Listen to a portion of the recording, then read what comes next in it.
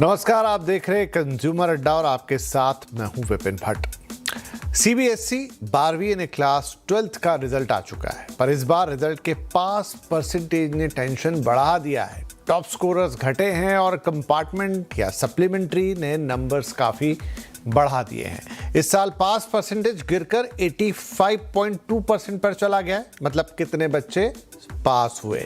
ये पास परसेंटेज पिछले 7 सालों का सबसे कम है, सबसे कमजोर प्रदर्शन। और यह बात सिर्फ पास परसेंटेज की नहीं हो रही, हाई स्कोरर्स की संख्या में भी बड़ा झटका लगा है। 90% से ज्यादा मार्क्स लाने वाले छात्रों का आंकड़ा 1 लाख से नीचे आ गया है। वहीं 95% क्लब में अब सिर्फ 95% के क्लब में 31% की गिरावट दर्ज हुई है। नंबर मैं आपको बताता हूं, 2025 में जहां 24,635 छात्रों ने 95% से ज्यादा अंक हासिल किए थे, वहीं इस साल यानी 2026 में यह संख्या घटकर सिर्फ 17,113 रह गई है। इसके अलावा करीब 1.5 लाख से ज्यादा छात्रों को कंपार्टमेंट या सप्लीमेंट्री आईईओ ने दोबारा परीक्षा देनी होगी, जिसने छात्रों और पेरेंट्स दोनों को चिंता में डाल दिया है। तो क्या वजह है इसकी? दरअसल इस बार सीबीएसई के रिजल्ट के पीछे एक बड़ा बदलाव है, जिसकी चर्चा भी हो रही है। कॉपी चेकिंग के लिए इस बार OSM यानी ऑन स्क्रीन मार्किंग सिस्टम को लागू किया गया है, जिसमें कॉपी चेकिंग का पूरा तरीका ही बदल गया है। डिजिटल वैल्यूएशन और ऑन स्क्रीन कॉपी चेकिंग के जरिए मैनुअल एरर्स कम करने की कोशिश की बात हुई थी, लेकिन इसके असर को लेकर अब सवाल भी उठने लगे हैं। सीबीएसई 12वीं के रिजल्ट के बाद ऑन स्क्रीन मार्किंग सिस्टम को लेकर छात्रों और पेरेंट्स में काफी नाराजगी है। आरोप है कि स्क्रीन पर कॉपियां जांचने की वजह से कई छात्रों के नंबर उम्मीद से काफी कम आए हैं। रिजल्ट आने के बाद सोशल मीडिया पर शिकायतों और रिएक्शन की भरमार देखने को मिली है। वहीं बड़ी संख्या में छात्र अब कॉपी रीचेक कराने की भी मांग कर रहे हैं।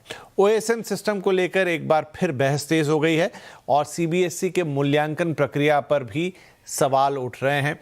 और इस विवाद का असर अब कॉलेज एडमिशन पर भी दिखाई देगा, क्योंकि कई ऐसे छात्र हैं जिन्होंने जेईई में 99 परसेंटाइल हासिल की और वो 12वीं बोर्ड में 75% का क्राइटेरिया पूरा नहीं कर पाए। यानी टॉप कॉलेज में एडमिशन की रेस अब और मुश्किल हो सकती है, जबकि कट ऑफ पैटर्न में बदलाव की भी बड़ी संभावनाएं हैं। तो आखिर क्या है ये OSM सिस्टम, जिसके कारण इतना हल्ला मच गया, जिसके कारण लोग कह रहे हैं कि बच्चों के नंबर कम आए हैं? तो जान लेते हैं कि क्या है और कैसे काम करता है। तो OSM यानी ऑन स्क्रीन मार्किंग, इस सिस्टम में सबसे पहले स्टूडेंट्स की कॉपी को स्कैन किया जाता है, जिसके बाद उनकी कॉपी सुरक्षित सर्वर पर अपलोड कर दी जाती है। फिर एग्जामिनर ऑनलाइन मोड में स्क्रीन पर ही कॉपियों को चेक करते हैं और वहीं स्क्रीन पर ही नंबर देना होता है। इसके बाद सिस्टम अपने आप सभी नंबरों को जोड़कर एक फाइनल मार्कशीट तैयार करता है या फाइनल मार्क्स तैयार करता है। सीबीएसई का कहना है कि इससे चेकिंग का प्रोसेस तेज होता है और ज्यादा पारदर्शी बनता है। तो वहीं इन सब विवादों के बीच शिक्षा मंत्रालय ने एक बड़ा फैसला भी किया है। छात्रों और पेरेंट्स की लगातार शिकायतों के बाद अब री-इवैल्यूएशन या रीचेकिंग की फीस को रिवाइज कर दिया गया है। नए फैसले के तहत छात्रों को अब कम फीस में अपनी कॉपियां दोबारा जांच कराने का मौका मिलेगा, जिससे ज्यादा से ज्यादा स्टूडेंट अपने नंबर वेरीफाई कर सकेंगे और अगर मार्क्स बढ़ते हैं तो पूरी इवैल्यूएशन फीस लौटाई जाएगी। वैसे कितनी कर दी गई है? तो पहले रीचेकिंग के लिए 700 रुपए की फीस थी, जिसे घटाकर 100 रुपए किया गया है पर कॉपी या पर सब्जेक्ट, और जो पर क्वेश्चन 100 रुपीज की फीस थी उसे घटाकर अब कर दिया गया है 25 रुपए।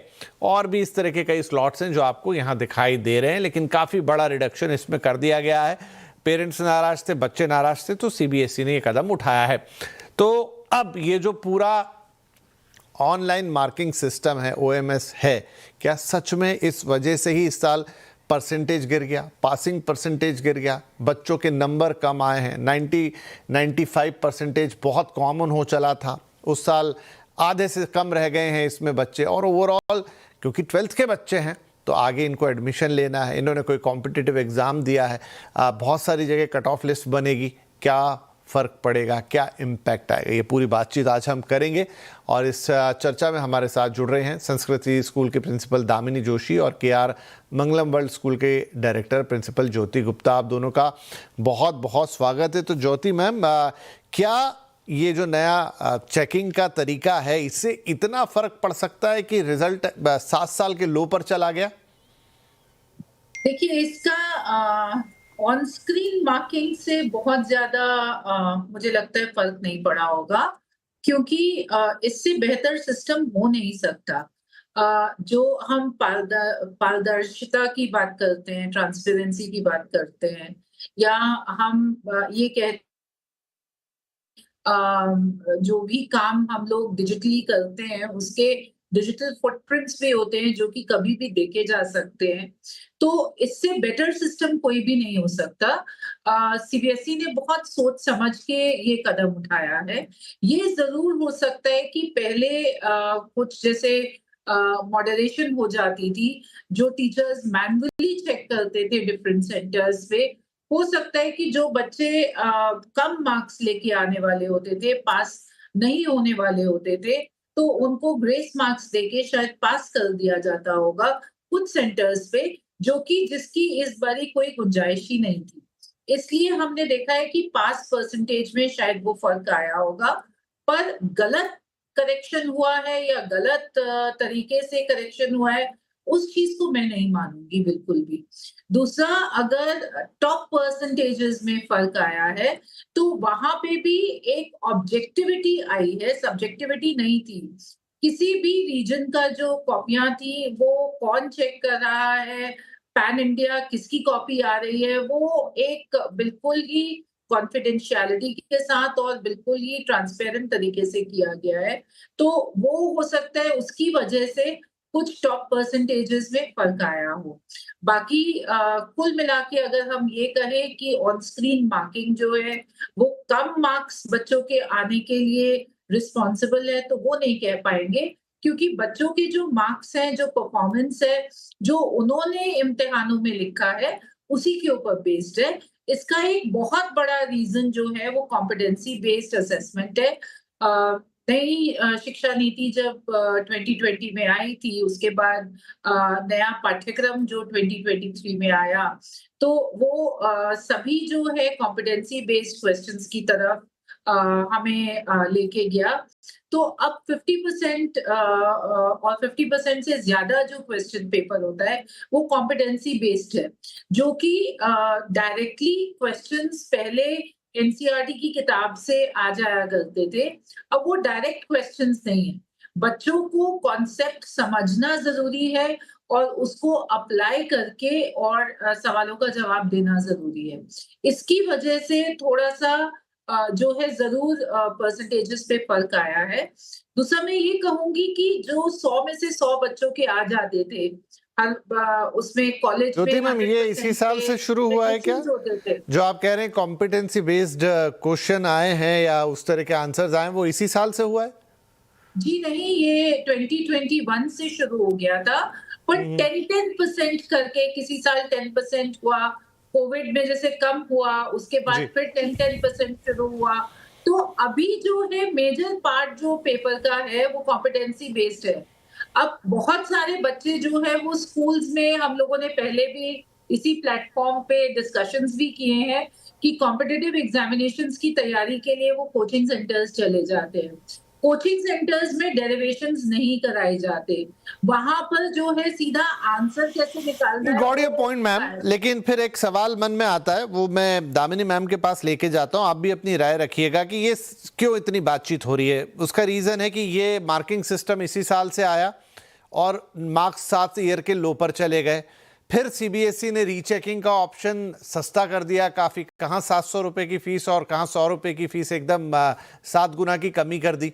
तो क्या सीबीएसई के अंदर भी इस तरह की कोई अंडरस्टैंडिंग है या इस तरह की बात है कि भाई ये सच में रिजल्ट पे बहुत इम्पैक्ट आ गया है, लोगों में भी गुस्सा है या बच्चों में रोष है थोड़ा, और ये सिस्टम मार्किंग का जो है वो बदला है इसी साल और उतना ड्रास्टिक चेंज की 95% वाला क्लब आधा रह गया, 90% वाला आधा रह गया, मतलब ओवरऑल वो इम्पैक्ट एक क्रोनोलॉजिकल ऑर्डर में दिखाई दे रहा है। क्या हम माने कि सच में कुछ तो घटा है पीछे? विपिन जी, मैं नहीं मानती कि कुछ घटा है पीछे।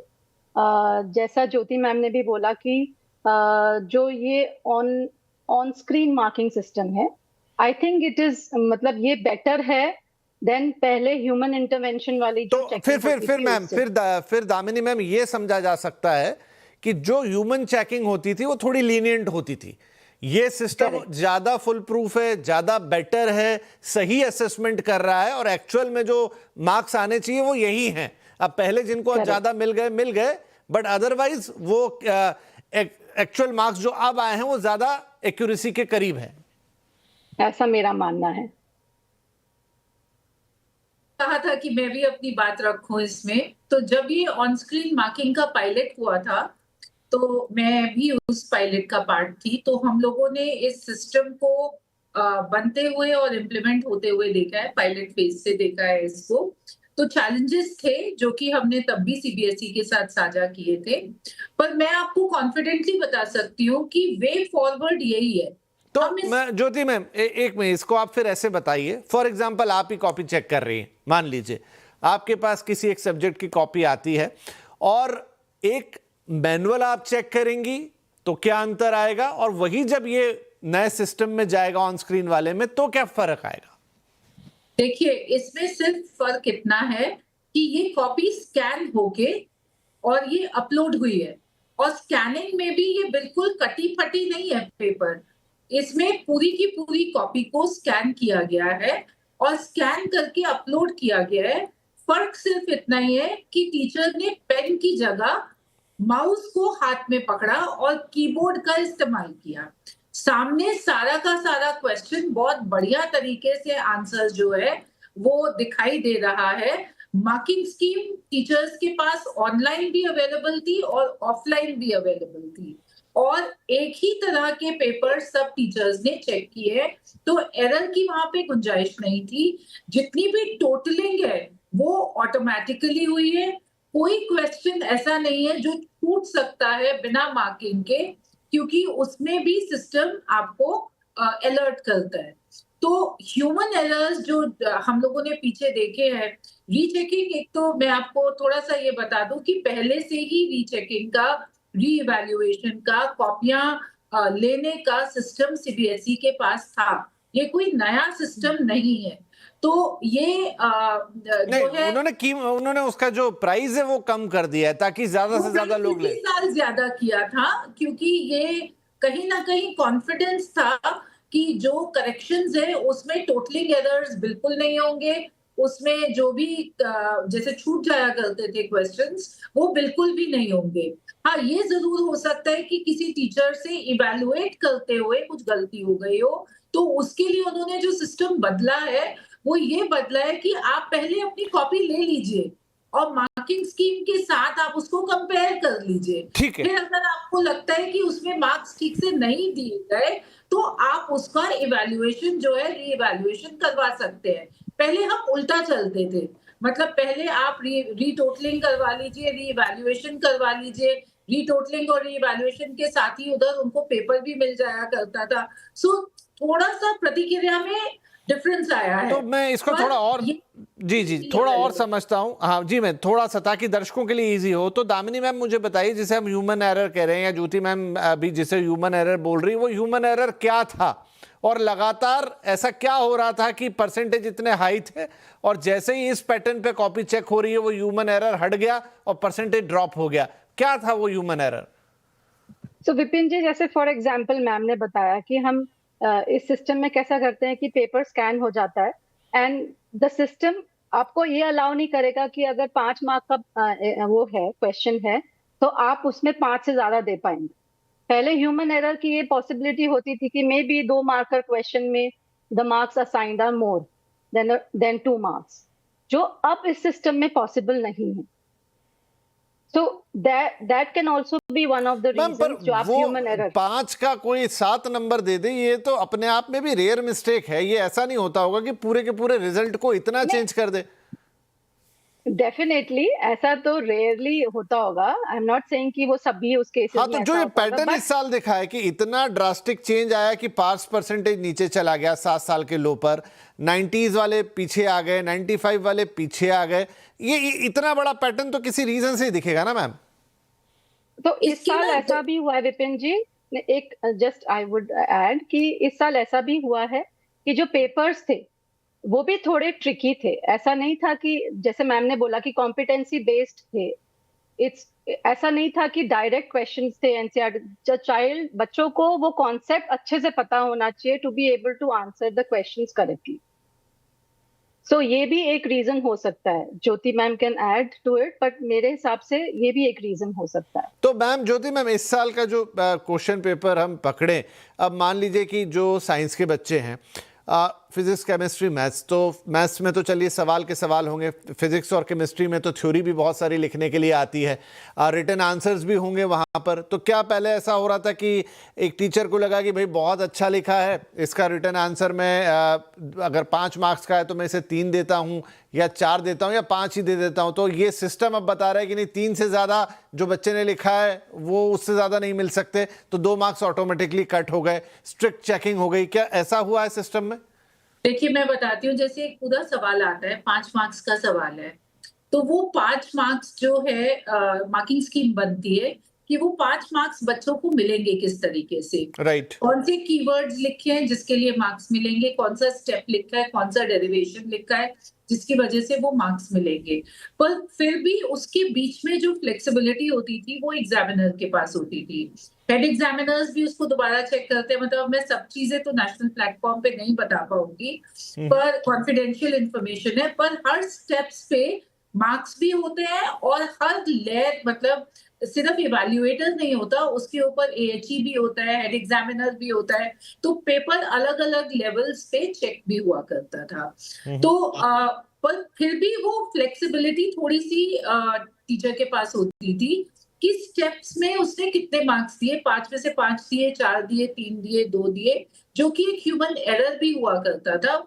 बहुत बारी बच्चे जो है, जो रीइवैल्यूएशन के लिए अप्लाई भी करते थे, तो उनको लगता था जैसा उनके टीचर ने उनको पढ़ाया है वो ठीक पढ़ाया है, तो उनके उतने मार्क्स आने चाहिए। वेयरएज जो मार्किंग स्कीम बनी होती थी वो दूसरे ढंग से बनी होती थी, क्योंकि वो नेशनल लेवल पे बनती है।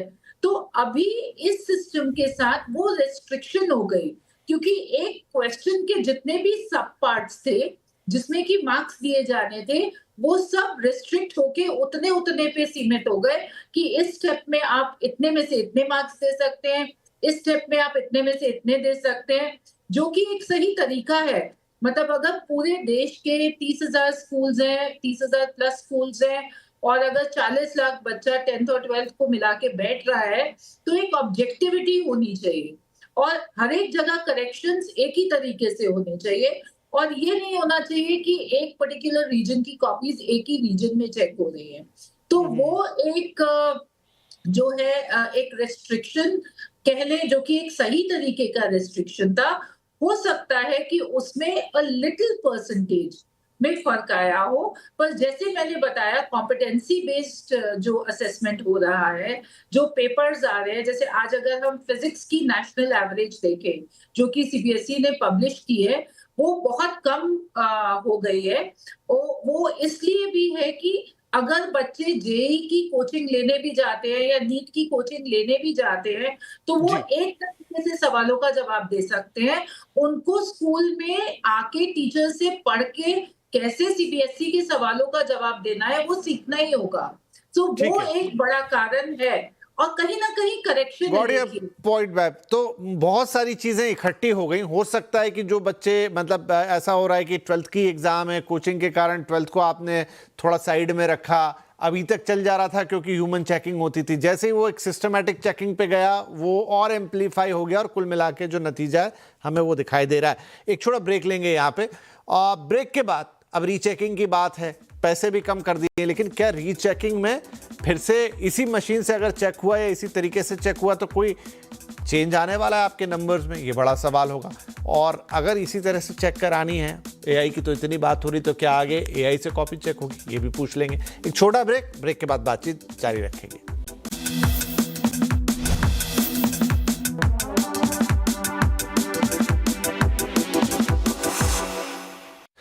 Welcome back. हम बात कर रहे हैं कम नंबर का खेल और क्या उसके लिए एक नया चेकिंग सिस्टम सीबीएसई का जिम्मेदार है। 12वीं का रिजल्ट तो आ गया, लेकिन बहुत सारे पेरेंट्स और बच्चों को शिकायत, इनफैक्ट नंबर भी कह रहे हैं कि 7 साल के लो पर है, पासिंग परसेंटेज कम हो गया है गिर के, और जिन बच्चों के परसेंटेज पहले धड़ल्ले से 90 और 95% या उससे भी ज़्यादा आते थे, वो सारा अब नंबर ऑलमोस्ट हाफ सा हो गया। और लोगों को लग रहा है कि इसके लिए जो नया चेकिंग सिस्टम है, जो ऑटोमेटेड चेकिंग सिस्टम है, जो ऑन स्क्रीन चेकिंग सिस्टम है, वो जिम्मेदार है। ब्रेक से पहले हमने इस पर और काफ़ी खोजबीन की। दामिनी मैम, ज्योति मैम दोनों हमारे साथ हैं।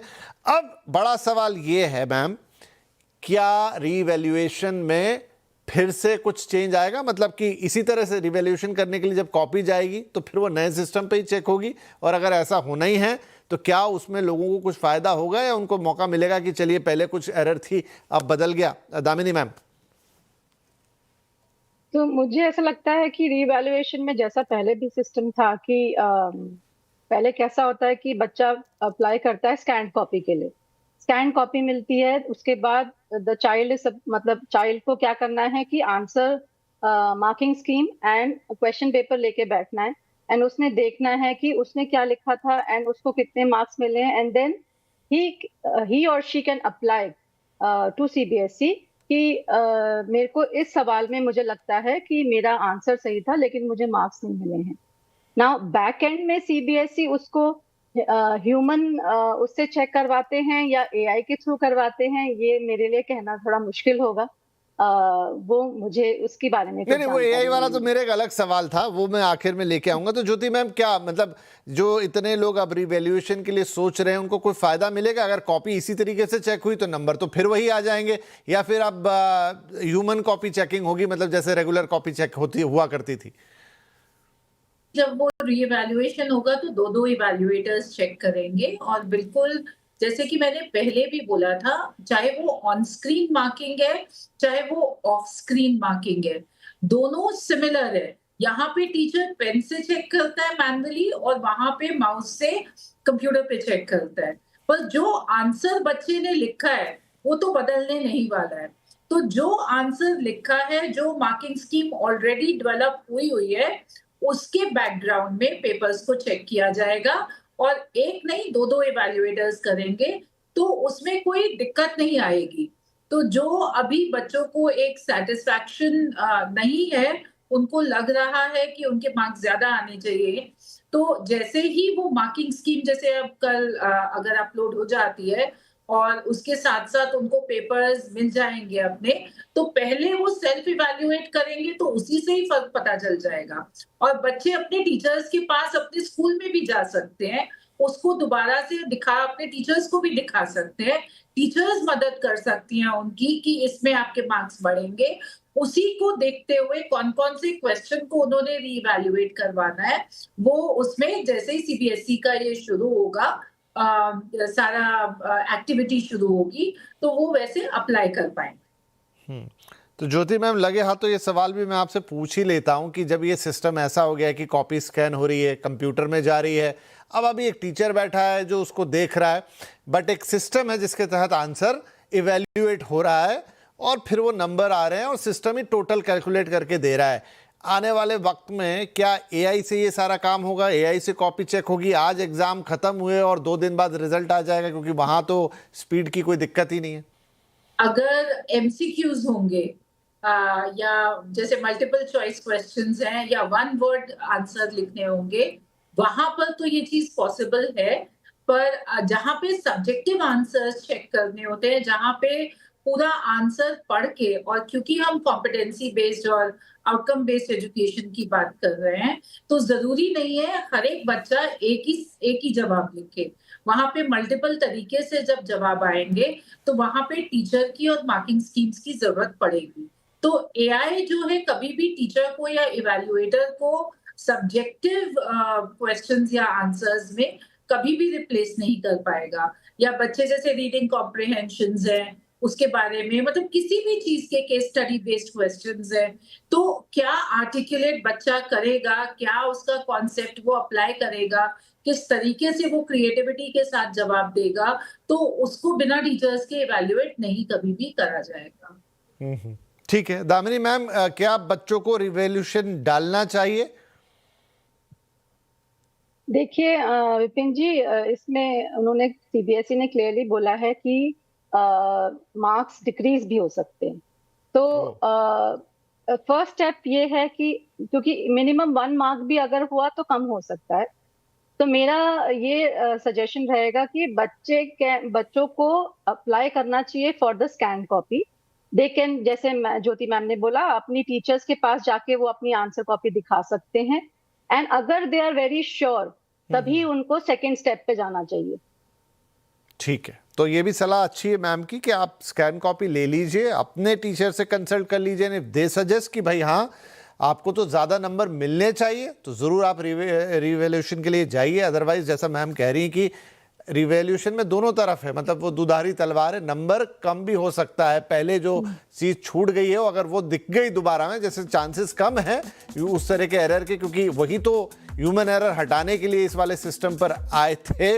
बट ये यकीन मान के चलिए कि अब चूंकि ये सिस्टम आ चुका है, आगे से कॉपियां ऐसी ही चेक होने वाली हैं, तो शायद टीचर्स को भी समझने की ज़रूरत है, बच्चों को भी समझने की ज़रूरत है, पेरेंट्स को भी समझने की ज़रूरत होगी कि आगे इवैल्यूएशन के तरीके इसी तरीके से चलने वाले हैं, और जो मार्क्स पैटर्न है वो भी शायद अब इसी तरीके का दिखाई देगा आने वाले सालों में भी, क्योंकि अब कॉपी चेकिंग का तरीका बदल गया है, ज़्यादा टेक्नोलॉजिकल हो गया है रादर देन कि उसमें ह्यूमन पॉइंट और उसी ह्यूमन एरर को निकालने की कोशिश थी। बहुत शुक्रिया दामिनी मैम, ज्योति मैम, आज ये पूरा क्राइटेरिया हमें समझाने के लिए। एंड आई होप बच्चों को और पेरेंट्स को काफ़ी हद तक अब क्लियरिटी होगी कि एग्जैक्टली हुआ क्या है और आगे उनके पास क्या क्या ऑप्शन है। बहुत बहुत धन्यवाद मैम, नमस्कार।